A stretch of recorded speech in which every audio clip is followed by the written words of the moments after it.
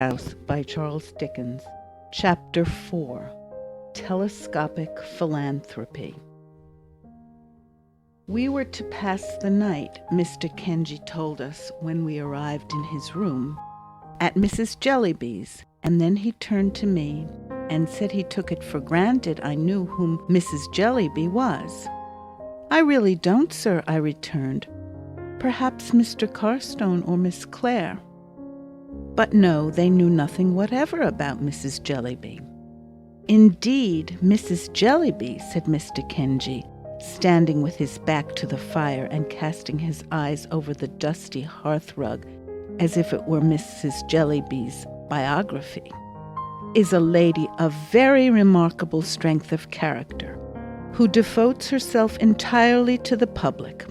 She has devoted herself to an extensive variety of public subjects at various times, and is at present, until something else attracts her, devoted to the subject of Africa, with a view to the general cultivation of the coffee berry and the natives, and the happy settlement on the banks of the African rivers of our superabundant home population. Mr. Jarndyce, who is desirous to aid any work that is considered likely to be a good work, and who is much sought after by philanthropists, has, I believe, a very high opinion of Mrs. Jellyby." Mr. Kenji, adjusting his cravat, then looked at us. "And Mr. Jellyby, sir?" suggested Richard. "Ah, Mr. Jellyby," said Mr. Kenji, I don't know that I can describe him to you better than by saying that he is the husband of Mrs. Jellyby." "A nonentity, sir?" said Richard with a droll look. "I don't say that," returned Mr. Kenji gravely. "I can't say that, indeed, for I know nothing whatever of Mr. Jellyby. I never, to my knowledge, had the pleasure of seeing Mr. Jellyby. He may be a very superior man, but he is, so to speak, merged in the more shining qualities of his wife." Mr. Kenji proceeded to tell us that as the road to Bleak House would have been very long, dark, and tedious on such an evening, and as we had been travelling already, Mr. Jarndyce had himself proposed this arrangement. A carriage would be at Mrs. Jellyby's to convey us out of town early in the forenoon of tomorrow. He then rang a little bell, and the young gentleman came in. Addressing him by the name of Guppy, Mr. Kenji inquired whether Miss Summerson's boxes and the rest of the baggage had been sent round. Mr. Guppy said yes, they had been sent round, and a coach was waiting to take us round too as soon as we pleased. "Then it only remains," said Mr. Kenji, shaking hands with us, "for me to express my lively satisfaction in, good day, Miss Clare, the arrangement this day concluded, and my good-bye to you, Miss Summerson, lively hope that it will conduce to the happiness, the glad to have had the honour of making your acquaintance, Mr. Carstone, welfare, the advantage in all points of view of all concerned. Guppy, see the party safely there." "Where is there, Mr. Guppy?" said Richard as we went downstairs. "No distance," said Mr. Guppy. "Round in Tavy's Inn, you know." "I can't say I know where it is, for I come from Winchester, and I'm strange in London." "Only round the corner," said Mr. Guppy. "We just twist up Chancery Lane and cut along Holborn, and there we are in 4 minutes' time, as near as a Toucher.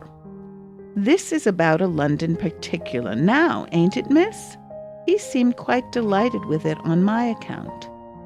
"The fog is very dense indeed," said I. "Not that it affects you, though, I'm sure," said Mr. Guppy, putting up the steps. "On the contrary, it seems to do you good, miss, judging from your appearance." I knew he meant well in paying me this compliment, so I laughed at myself for blushing at it, when he had shut the door and got upon the box. And we all three laughed and chatted about our inexperience and the strangeness of London until we turned up under an archway to our destination, a narrow street of high houses, like an oblong cistern to hold the fog. There was a confused little crowd of people, principally children, gathered about the house at which we stopped, which had a tarnished brass plate on the door with the inscription Jellyby. "Don't be frightened," said Mr. Guppy, looking in at the coach window. "One of the young Jellybys been and got his head through the area railings." "Oh, poor child," said I, "let me out, if you please." "Pray be careful of yourself, miss. The young Jellybys are always up to something," said Mr. Guppy. I made my way to the poor child, who was one of the dirtiest little unfortunates I ever saw, and found him very hot and frightened, and crying loudly, fixed by the neck between two iron railings, while a milkman and a beadle, with the kindest intentions possible, were endeavoring to drag him back by the legs, under a general impression that his skull was compressible by those means. As I found, after pacifying him, that he was a little boy with a naturally large head, I thought, perhaps, where his head could go, his body could follow, and mentioned that the best mode of extraction might be to push him forward. This was so favorably received by the milkman and the beadle that he would immediately have been pushed into the area if I had not held his pinafore, while Richard and Mr. Guppy ran down through the kitchen to catch him when he should be released. At last he was happily got down without any accident, and then he began to beat Mr. Guppy with a hoop stick in quite a frantic manner. Nobody had appeared belonging to the house, except a person in pattens who had been poking at the child from below with a broom. I don't know with what object, and I don't think she did. I therefore suppose that Mrs. Jellyby was not at home, and was quite surprised when the person appearing in the passage without the pattens and going up the back room on the first floor before Ada and me announced us as, "Them two young ladies, Mrs. Jellyby." We passed several more children on the way up, whom it was difficult to avoid treading on in the dark, and as we came into Mrs. Jellyby's presence, one of the poor little things fell downstairs, down a whole flight, as it sounded to me, with a great noise. Mrs. Jellyby, whose face reflected none of the uneasiness which we could not help showing in our own faces, as the dear child's head recorded its passage with a bump on every stair. Richard afterwards said he counted 7, besides one for the landing, received us with perfect equanimity. She was a pretty, very diminutive, plump woman, of from 40 to 50, with handsome eyes, though they had a curious habit of seeming to look a long way off, as if, I am quoting Richard again, they could see nothing nearer than Africa. "I am very glad indeed," said Mrs. Jellyby in an agreeable voice, "to have the pleasure of receiving you. I have a great respect for Mr. Jarndyce, and no one in whom he is interested can be an object of indifference to me." We expressed our acknowledgments and sat down behind the door, where there was a lame invalid of a sofa. Mrs. Jellyby had very good hair, but was too much occupied with her African duties to brush it. The shawl in which she had been loosely muffled dropped onto her chair when she advanced to us, and as she turned to resume her seat, we could not help noticing that her dress didn't nearly meet up the back, and that the open space was railed across with a lattice-work of stay-lace, like a summer house. The room, which was strewn with papers and nearly filled by a great writing table covered with similar litter, was, I must say, not only very untidy, but very dirty. We were obliged to take notice of that with our sense of sight, even while, with our sense of hearing, we followed the poor child who had tumbled downstairs, I think into the back kitchen, where somebody seemed to stifle him. But what principally struck us was a jaded and unhealthy-looking, though by no means plain girl, at the writing table, who sat biting the feather of her pen and staring at us. I suppose nobody was ever in such a state of ink. And from her tumbled hair to her pretty feet, which were disfigured with frayed and broken satin slippers trodden down at heel, she really seemed to have no article of dress upon her, from a pin upward, that was in its proper condition or its right place. "You can find me, my dears," said Mrs. Jellyby, snuffing the 2 great office candles in tin candlesticks, which made the room taste strongly of hot tallow. The fire had gone out, and there was nothing in the grate but ashes, a bundle of wood, and a poker. "You find me, my dears, as usual, very busy, but that you will excuse. The African project at present employs my whole time.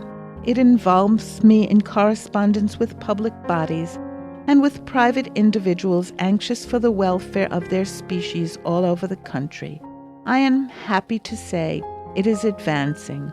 We hope by this time next year to have from 150 to 200 healthy families cultivating coffee and educating the natives of Boreobula on the left bank of the Niger." As Ada said nothing but looked at me, I said it must be very gratifying. "It is gratifying," said Mrs. Jellyby. "It involves the devotion of all my energies, such as they are, but that is nothing, so that it succeeds, and I am more confident of success every day. Do you know, Miss Summerson, I almost wonder that you never turned your thoughts to Africa." This application of the subject was really so unexpected to me that I was quite at a loss as to how to receive it. I hinted that the climate, "The finest climate in the world," said Mrs. Jellyby. "Indeed, ma'am." "Certainly, with precaution," said Mrs. Jellyby. "You may go into Holborn without precaution and be run over. You may go into Holborn with precaution and never be run over. Just so with Africa." I said, "No doubt." I meant as to Holborn. "If you would like," said Mrs. Jellyby, putting a number of papers towards us, "to look over some remarks on that head, and on the general subject, which have been extensively circulated, while I finish a letter I am now dictating to my eldest daughter, who is my amanuensis." The girl at the table left off biting her pen and made a return to our recognition, which was half bashful and half sulky. "I shall then have finished for the present," proceeded Mrs. Jellyby with a sweet smile, "though my work is never done. Where are you, Caddy?" "Presents her compliments to Mr. Swallow and begs," said Caddy. "And begs," said Mrs. Jellyby, dictating, "to inform him in reference to his letter of inquiry on the African project. No, Peepy, not on any account."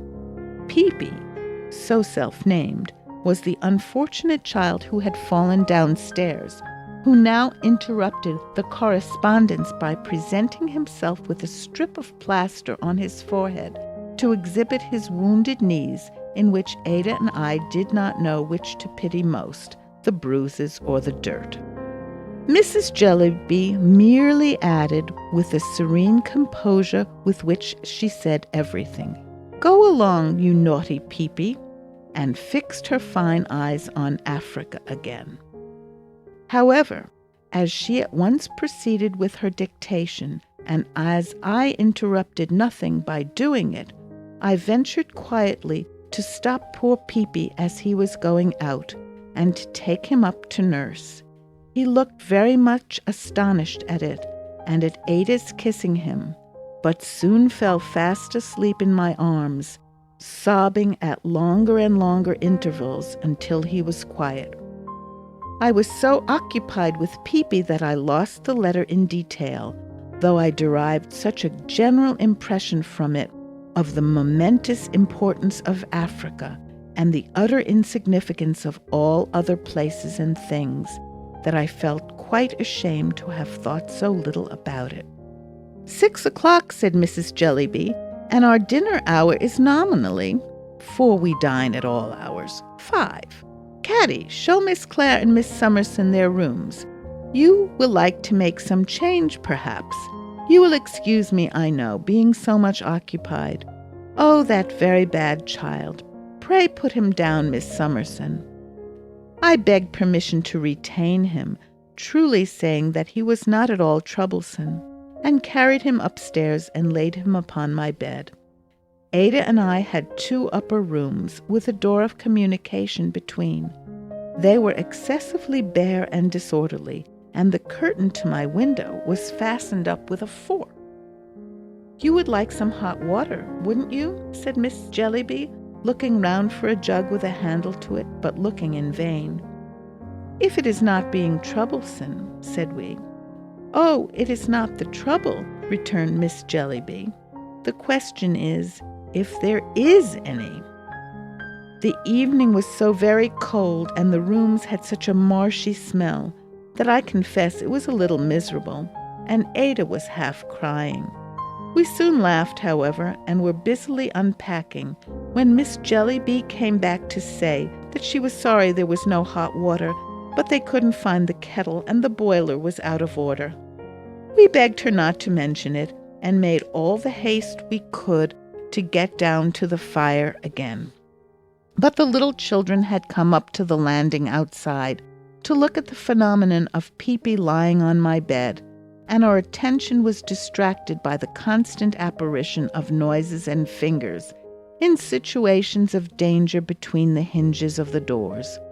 It was impossible to shut the door of either room, for my lock, with no knob to it, looked as if it wanted to be wound up, and though the handle of Ada's went round and round with the greatest smoothness, it was attended with no effect whatever on the door. Therefore I proposed to the children that they should come in and be very good at my table, and I would tell them the story of Little Red Riding Hood while I dressed, which they did, and were as quiet as mice, including Peepy, who awoke opportunely before the appearance of the wolf. When we went downstairs, we found a mug with "A present from Tunbridge Wells" on it, lighted up in the staircase window with a floating wick, and a young woman with a swelled face bound up in a flannel bandage, blowing the fire of the drawing-room, now connected by an open door with Mrs. Jellyby's room, and choking dreadfully. It smoked to that degree, in short, that we all sat coughing and crying with the windows open for half an hour, during which Mrs. Jellyby, with the same sweetness of temper, directed letters about Africa. Her being so employed was, I must say, a great relief to me, for Richard told us that he had washed his hands in a pie dish, and that they had found the kettle on his dressing table, and he made Ada laugh so that they made me laugh in the most ridiculous manner. Soon after 7 o'clock we went down to dinner, carefully, by Mrs. Jellyby's advice, for the stair carpets, beside being very deficient in stair wires, were so torn as to be absolute traps. We had a fine codfish, a piece of roast beef, a dish of cutlets, and a pudding, an excellent dinner, if it had had any cooking to speak, but it was almost raw. The young woman with the flannel bandage waited, and dropped everything on the table wherever it happened to go, and never moved it again until she put it on the stairs. The person I had seen in pattens, who I supposed to have been the cook, frequently came and skirmished with her at the door, and there appeared to be ill will between them. All through dinner, which was long, in consequence of such accidents as the dish of potatoes being mislaid in the coal scuttle, and the handle of the corkscrew coming off and striking the young woman in the chin, Mrs. Jellyby preserved the evenness of her disposition. She told us a great deal that was interesting about Borrioboola Gha and the natives, and received so many letters that Richard, who sat by her, saw 4 envelopes in the gravy at once. Some of the letters were proceedings of ladies' committees or resolutions of ladies' meetings, which she read to us. Others were applications from people excited in various ways about the cultivation of coffee and natives. Others required answers, and these she sent her eldest daughter from the table 3 or 4 times to write. She was full of business, and undoubtedly was, as she had told us, devoted to the cause. I was a little curious to know who a mild bald gentleman in spectacles was, who dropped into a vacant chair. There was no top or bottom in particular, after the fish was taken away, and seemed passively to submit himself to Boreobulaga, but not to be actively interested in that settlement. As he never spoke a word, he might have been a native, but for his complexion. It was not until we left the table and he remained alone with Richard that the possibility of his being Mr. Jellyby ever entered my head. But he was Mr. Jellyby, and a loquacious young man called Mr. Quail, with large shining knobs for temples and his hair brushed to the back of his head, who came in the evening and told Ada he was a philanthropist, also informed her that he called the matrimonial alliance of Mrs. Jellyby with Mr. Jellyby the union of mind and matter.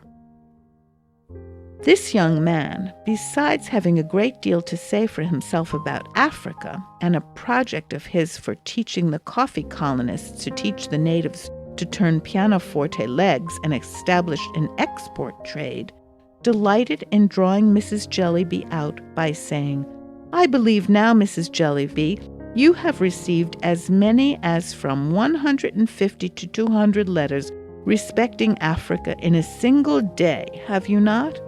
Or, if my memory does not deceive me, Mrs. Jellyby, you once mentioned that you had sent off 5,000 circulars from one post office at one time," always repeating Mrs. Jellyby's answer to us like an interpreter. During the whole evening, Mr. Jellyby sat in a corner with his head against the wall, as if he were subject to low spirit. It seemed that he had several times opened his mouth when alone with Richard after dinner, as if he had something on his mind, but had always shut it again, to Richard's extreme confusion, without saying anything. Mrs. Jellyby, sitting in quite a nest of waste paper, drank coffee all the evening and dictated at intervals to her eldest daughter. She also held a discussion with Mr. Quail, of which the subject seemed to be, if I understood it, the brotherhood of humanity, and gave utterance to some beautiful sentiments. I was not so attentive an auditor as I might have wished to be, however, for Peepy and the other children came flocking about Ada and me in a corner of the drawing-room to ask for another story. So we sat down among them and told them in whispers Puss in Boots and I don't know what else, until Mrs. Jellyby, accidentally remembering them, sent them to bed. As Peepy cried for me to take him to bed, I carried him upstairs, where the young woman with the flannel bandage charged into the midst of the little family like a dragon and overturned them into cribs.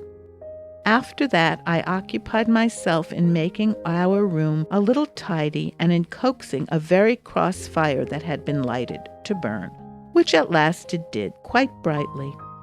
On my return downstairs, I felt that Mrs. Jellyby looked down upon me rather for being so frivolous, and I was sorry for it, though at the same time I knew that I had no higher pretensions. It was nearly midnight before we found an opportunity of going to bed, and even then we left Mrs. Jellyby among her papers drinking coffee, and Miss Jellyby biting the feather of her pen. "What a strange house," said Ada when we got upstairs. "How curious of my cousin Jarndyce to send us here." "My love," said I, "it quite confuses me. I want to understand it, and I can't understand it at all." "What?" said Ada with her pretty smile. "All this, my dear," said I. "It must be very good of Mrs. Jellyby to take such pains about a scheme for the benefit of natives, and yet Peepy and the housekeeping." Ada laughed and put her arm about my neck as I stood looking at the fire, and told me I was a quiet, dear, good creature and had won her heart. "You are so thoughtful, Esther," she said, "and yet so cheerful, and you do so much so unpretendingly. You would make a home out of even this house." My simple darling, she was quite unconscious that she only praised herself, and that it was the goodness of her own heart that she made so much of me. "May I ask you a question?" said I, when we had sat before the fire a little while. "500, said Ada. "Your cousin, Mr. Jarndyce. I owe so much to him. Would you mind describing him to me?" Shaking her golden hair, Ada turned her eyes upon me with such laughing wonder that I was full of wonder too, partly at her beauty, partly at her surprise. "Esther," she cried, "my dear, you want a description of my cousin Jarndyce?" "My dear, I never saw him." "And I never saw him," returned Ada. "Well, to be sure." No, she had never seen him. Young as she was when her mamma died, she remembered how the tears would come into her eyes when she spoke of him, and of the noble generosity of his character, which she had said was to be trusted above all earthly things, and Ada trusted it. Her cousin Jarndyce had written to her a few months ago, a plain, honest letter, Ada said, proposing the arrangement we were now to enter on, and telling her that, in time, it might heal some of the wounds made by the miserable Chancery suit. She had replied, gratefully accepting his proposal. Richard had received a similar letter and had made a similar response. He had seen Mr. Jarndyce once, but only once, 5 years ago, at Winchester School. He had told Ada, when they were leaning on the screen before the fire where I found them, that he recollected him as a bluff, rosy fellow. This was the utmost description Ada could give me. It set me thinking so, that when Ada was asleep, I still remained before the fire, wondering and wondering about Bleak House, and wondering that yesterday morning should seem so long ago. I don't know where my thoughts had wandered when they were recalled by a tap at the door.